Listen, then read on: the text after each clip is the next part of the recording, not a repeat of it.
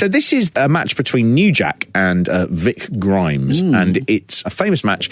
It's a 40-foot scaffold match. Yes. And it was part of an event which I think was later released on DVD by XPW, which was called FreeFall. Right. That will give you some indication as to how the match ends, possibly. Now, New Jack is a very, very polarising figure.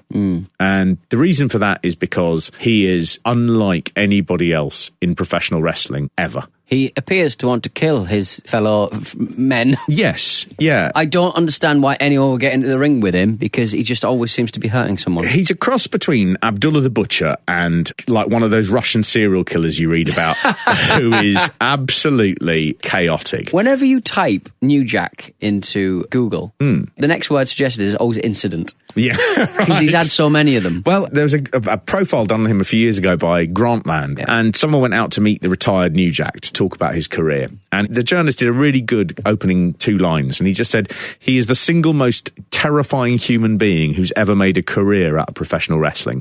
Seeing him in public is like seeing a tiger strolling down the sidewalk. Now, the funny thing about New Jack is he is either a very dangerous man who should be nowhere near a wrestling ring, or he is one of the most believable pro wrestlers that you've ever seen in your life. Yeah. And this is all a charade, and he is a master manipulator at making you believe what he wants his character to be. Yeah. I lean towards the first. The way he treats the people in the ring, I would also lean towards first. I mean, Paul Heyman, who gave New Jack his first big headlining stint in ECW, he said, I always saw New Jack's performance as a mid-90s urban version of the American Dream, Dusty Rhodes. He said he's a bad man, placed in a bad situation, under bad circumstances, and now he's going to show the bad guys how you're truly bad. Watch what the gangster does best. I ruin motherfuckers. I will destroy you. You get in the ring, touch me, and I'll touch you. I'm that motherfucker that was an abortion that went bad. They stuck the coat hanger in, but they didn't get all of it. And this is the results. A motherfucker ain't never gave a fuck about nothing or nobody. So this is what I'll give you. I'll give you me. You give me you. So New Jack has claimed over the years to be a bounty hunter who had 4 justifiable homicides. No one's ever found any actual paperwork that gives a credence to that claim. He originally started off in Memphis in USWA, went to Smoky Mountain Wrestling, where he did a very hot racial angle in the South, which brought him to prominence with ECW. And while in ECW, he was involved in 1996 in the mass transit incident. Yes, where another incident. He carved up the head of Eric Kulas, who was portraying a character he'd invented called Mass Transit. That led to a legal case that went on for a number of years. He was acquitted by a jury in that event, and the civil suit that were then brought by Mass Transit's family was subsequently thrown out. So he managed to get away with that because he was innocent. I'm going to say he separated an artery in a child's head. He did, yep. And when he finally died of unrelated diabetes and obesity problems, he said, "I'm glad he's dead. He deserves to die," etc., etc. It was quite a statement. You see, now, is that New Jack doing an unpalatable character, or is that an unpalatable character? That's the interesting thing about New Jack. I mean, I think in fairness, what I'm doing here is I sound like a ridiculous university professor. Yes. Who, thank you, Pete. That'll keep your opinions yourself. Try and be professional for the sake of the podcast. Who is saying, isn't it fantastically interesting the way that this football hooligan, tries to get out his inner turmoil by screaming that racial abuse at those children. And I think the problem with New Jack is there are people who say he's one of the great characters. He also seems to be a lunatic. And maybe he's that lunatic all the time. Yes. Yeah. Does he realise that he can stop? Do you realise, New Jack? Amazingly, when ECW folded, which was in about 2001, he was approached by WWE, and they were very, very keen to get him for their relaunch of ECW. Right. And he ended up not going there, and it sounded, from what he said, as if it was more his decision than theirs. WWE will deal with anyone if they think that there's money at the end of the day. And New Jack said, I didn't want to go to WWE anywhere but there because I knew they couldn't handle me. They knew they couldn't handle me. We talked, but we couldn't agree on stuff. The main thing was that they wanted to own my name, my character, and I wasn't going to give that up.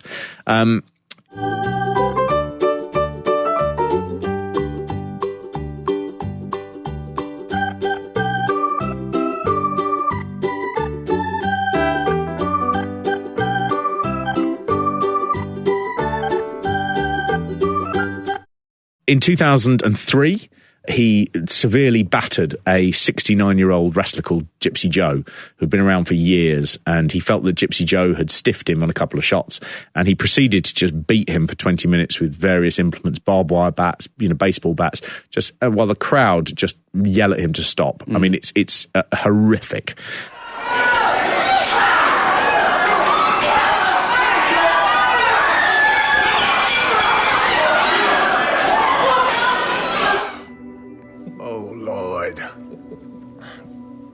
Hold on. I looked at how old he was, but then I forgot when we got in the ring. I started beating Joe like that motherfucker owed me money. I beat the shit out of him. And I beat the shit out of a 100-year-old man, which the match never should have happened in the first place. Gypsy Joe has since passed away, unrelated to that match. The most shocking event was in October 2004, which is an event that happened for Thunder Wrestling Federation, where he ended up stabbing a wrestler called William Jason Lane. New Jack says 9 times, the police said 14, with an 8-inch blade.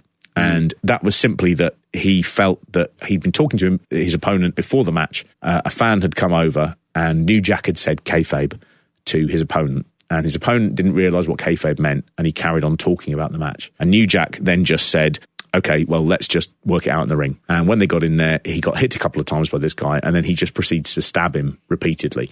It is absolutely impossible to look at that. It's just the record of a crime. Yes. It's horrific. Why is he not in prison? Well, amazingly, it was filmed by a policeman who was there. He was charged with various felonies, including aggravated assault with a deadly weapon and aggravated assault to commit murder.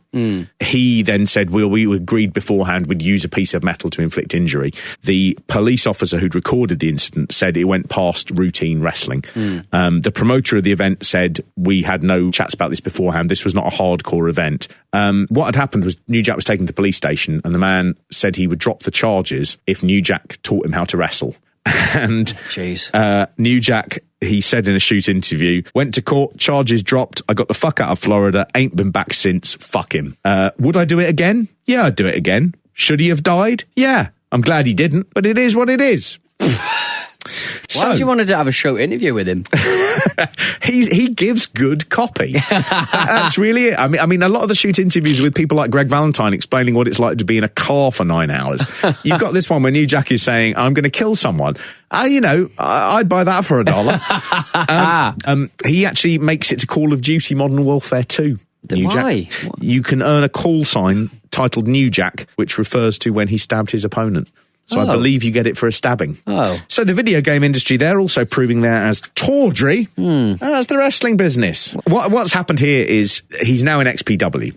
So this precedes the stabbing and the Gypsy Joe incident. Right. XPW is a federation which really spins off the back of ECW. What happened in 1999, as we have this huge wrestling boom, is imitators sprang up. And one of the first imitators to take on ECW was a company called XPW. And they were run by a guy called Rob Black. And Rob Black was a guy from Los Angeles who was involved in the pornography industry. He ran a company called Extreme Associates with his wife, who was called Lizzie Borden. And he used that, so he had a big DVD distribution company, so he then began doing wrestling. They used a lot of people who had worked for ECW, and when ECW folded, they took some of the extra people on, so Shane Douglas, and in this case, New Jack. He'd originally in ECW faced this wrestler called Vic Grimes. Vic Grimes, pretty forgotten at the time, WWE very hot on him. So he'd come through some of the smaller federations. He had been ultimately signed to a WWE contract. He even appeared on Raw very, very briefly as a drug-dealing character in a feud with The Godfather, whose name was Key. What is a key? What do you mean, like as in key of drugs? Yeah. Is it like a kilo? I know people in the 70s used to put drugs on their key. Car keys and things. Yeah. Oh, it could be a kilo, I don't know. I don't know. Either way, the WWE in 1999 had a character called Key, who was a drug dealer. Okay. The guy was sent to ECW to just improve his skills when The Godfather was injured, and that took the heat out of the plan they had for him. And so Vic Grimes ends up going to ECW, and he ends up in a match at Living Dangerously 2000, a pay-per-view with New Jack, and it's a scaffold match. And what they have is they're on a scaffolding rig, they're 20 feet in the air, and Vic Grimes is supposed to take a dive off the scaffolding rig to the floor below. And something goes wrong. and New Jack sort of pushes him, but New Jack manages to fall, and New Jack lands on a table at a funny angle, and he ends up cracking his head on the floor from the 20-foot drop, and Vic Grimes plummets straight onto his head afterwards. Yeah. And New Jack is very, very badly injured. I mean, horrifically injured. He gets brain damage. He has brain fluid coming out of his ears and his eyes, his mouth and his nose. He loses vision in his right eye. He is hospitalised for months.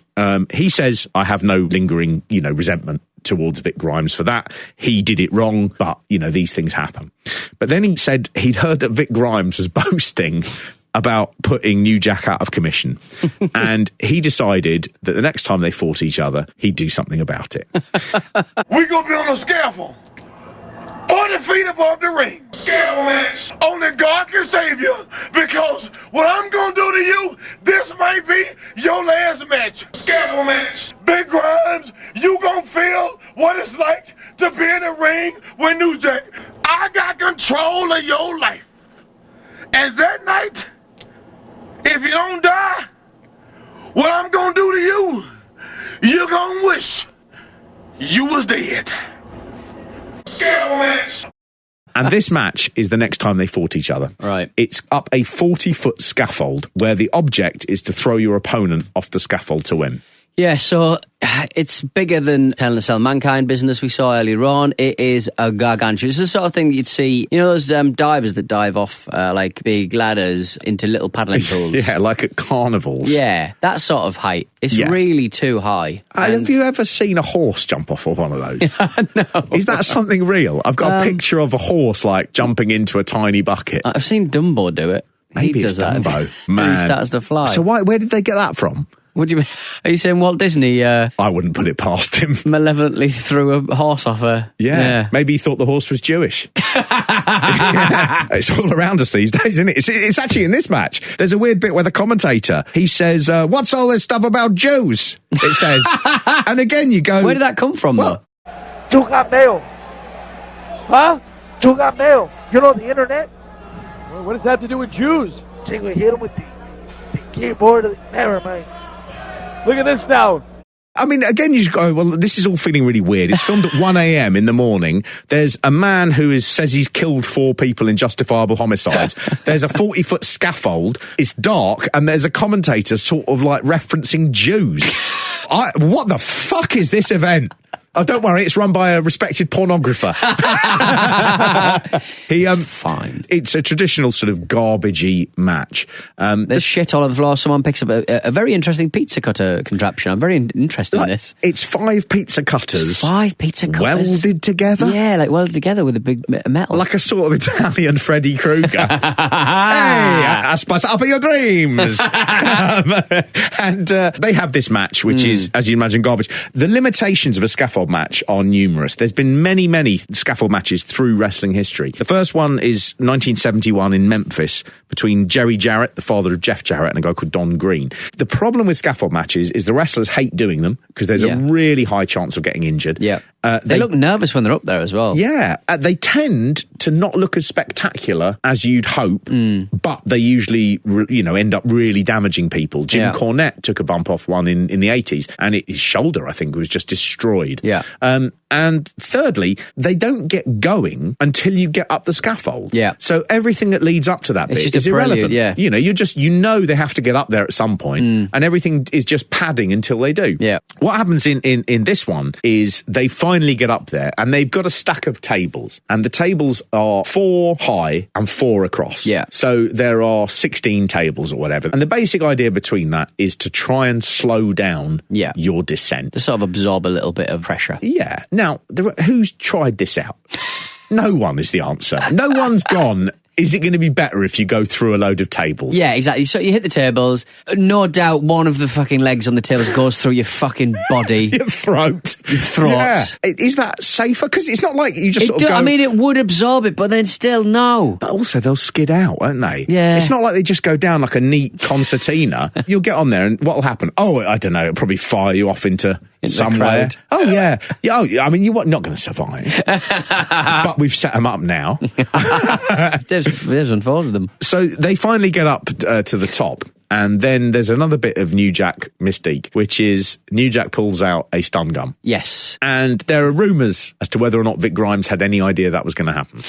And whether the stun gun itself is real. And New Jack claims it was, and he stunned him, and then he picked him up and he throws him off the scaffold. And the fall is absolutely terrifying. It's horrible, isn't it? It's so frightening that even when he's landed, you feel worried. Yeah. It's just horrific. Because he hits the first table, the first table sort of falls in on the second table, and the second table just propels him into the ropes. It's sort of amazing how few of those tables get dislodged. Yeah, incredible. It's just like you just bounced him off halfway just to hit the ropes. I mean, the ropes kind of save him a little bit. The ropes he'd landed on save the his concrete. life, yeah. If he'd landed on the concrete, he'd been fucked. Absolutely. New Jack, he was always said that he legitimately was trying to kill Vic Grimes and that he threw him off and he attempted to either get him to land on the turnbuckle, which would undoubtedly have killed him, or he tried to get him to land on the concrete outside the ring.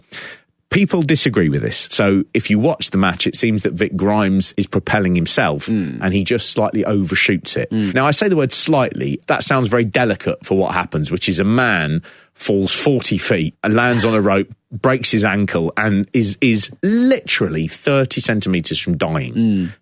This is, to some degree, a legacy of the Hell in the Cell match with Mick Foley and The Undertaker. Okay. Which is, how do you go one better than being thrown 5 metres onto a table? Did not invite New Jack. Not that much. New Jack, like Cactus Jack, is seen as being a hardcore icon. He was there are a lot of people who said he was not a bad wrestler in his early days, but that he did this hardcore style and nobody did it as convincingly as he did. Again, either because he was very good at it as a wrestler or because he was very good at it as a human being. He is a very divisive character. For me, it's not particularly my taste. I find it an interesting thing, again, with wrestling, that even in 1999, at a time when there's never been more money sloshing through it, where it's becoming mainstream, you can have someone like New Jack who is like something from a nightmare, who is able to become a legitimate main event star, and somehow he can build a career in a business that, I don't know, should he have been there? I find it mystifying. I mean, he's kind of kept him doing what he does elsewhere, I guess, isn't it? Yeah, you can't say he's not fascinating. No, you can't. He's a fascinating character. Remember when Louis Theroux went to South Africa and met a bloke called Melevin? Yes. And he was like completely unrepentant about all of his crimes. He was saying, so what if they won't give you the money? She goes, I put the baby in the oven. Oh, yes. I put the baby in the oven. I turn the oven on. That's how I do the crime. I do the crime. Do you know New Jack? I'm very scared of New Jack. I like to show you there I want money. Or to the oven, micro oven. I put it like this to the oven. Then you see I want money. The child there, you saying you would hurt the child to find out the information? The child, I put it in oven. I make oven on. You wanna give us? You never give me. You never give me. New Jack retired in 2013, and he was very, very unsentimental about wrestling. He said, dude, it was just a job. It was a job to me. I don't have a moment where I can say this is my best match or this is what I did and I wanted to do. I don't have that. It was part of something that paid my bills and I was cool with it. That was it. So not the most... I mean, you hope in a way he'd go at the end. That is the end of the performance. And scene. I played the maniacal New Jack. But unfortunately, it seems the word play is not that. I am the maniacal New Jack. That's the horrifying twist. I just don't know why anybody who ran a wrestling concern would want him in your life. Like, why would he... Why? 2 reasons. He could sell tickets, and still, you as a wrestling promoter are sleaze. You know what I mean? I was high as a motherfucker, so I just tased him. I tased the shit out of him. You're like, tag, I can't feel my legs. I said, you ain't gonna need them. Bums away.